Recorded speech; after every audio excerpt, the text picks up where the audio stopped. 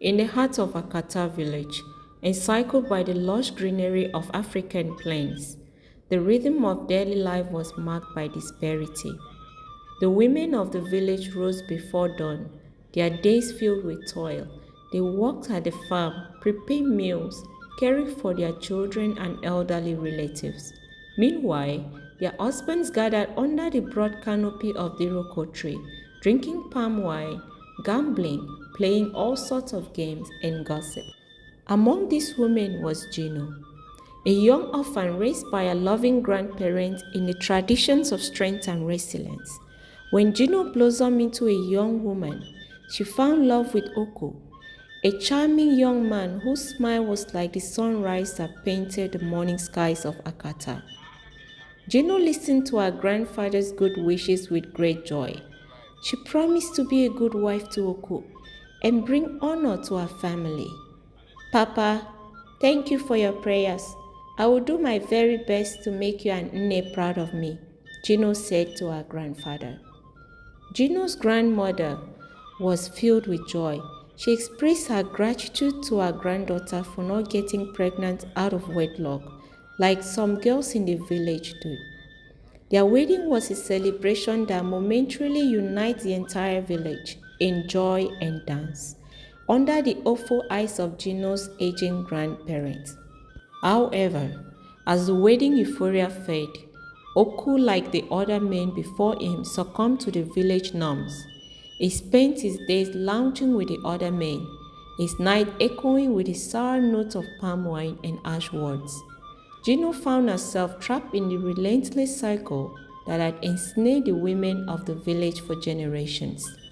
She pleaded with him to not follow the path of the village men, but Oku would often ignore her pleas.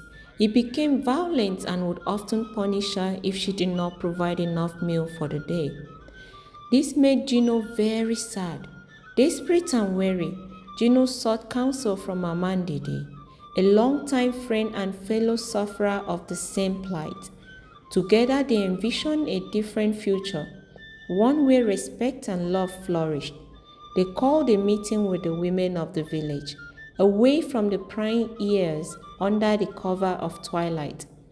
Under the flicker of firelight, the women shared their stories, each tale weaving a tapestry of silent suffering and unspoken dreams. Mama Ndidi was first to tell her story. She stood before the women and said, "My good women of Akata village, I have been suffering in silence since I got married to Edu. I work so hard to provide the food we eat, the clothes he wears, and everything that keeps him alive and in good health. But instead of him to treat me well, he beats me and calls me a mad woman and threatens to throw me out if I don't bring more money." She broke down in tears. "It's okay, Mama Ndidi. Please stop crying, oh," Mama Titi said as she stood up to speak. "You are not alone in this. My own husband, Akaba, is a beast in human form. After all my daily suffering, this man will not allow me to get a single sleep because he wants me to warm his bed. And when I plead with him to wait till another time, he beats me. And what?" said another woman.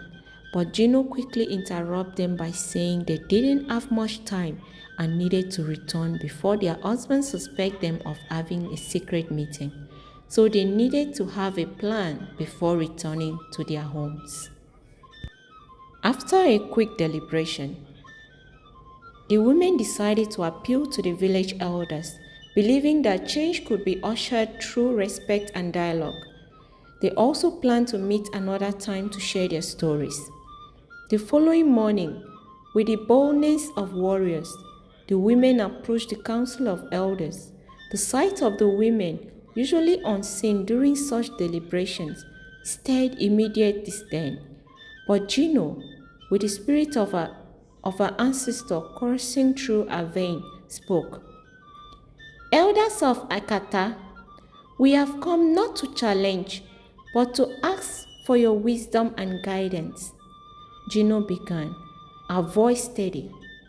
Our village thrives when both men and women prosper, but our hearts are heavy and our homes are breaking under the weight of disregard and disunity. The elders, taken aback by the eloquence and courage of the women, hesitated. The air was thick with tension, and whispers rustled like dry leaves under against the mud walls of the meeting hall. Abomination! Chai! Abomination! The elders said in unison. How dare you women come before us to spat rubbish? Who gave you the authority to speak before men in this community? Asked another elder. Go, and you must not repeat this again. The women, feeling disappointed, returned to their meeting place to discuss their next step. What will happen next? Will these women find a way to free themselves from the age-long cruel tradition that robs them the joy of marriage and motherhood? Watch out for part 2 of this story. Thank you for watching. Please like, comment, subscribe to this channel for more stories. Bye.